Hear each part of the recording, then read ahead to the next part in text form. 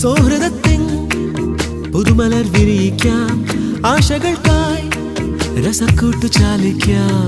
നാം ഹൃദയങ്ങൾ പങ്കുവയ്ക്കും, ഇടം വലം കൈമാറും.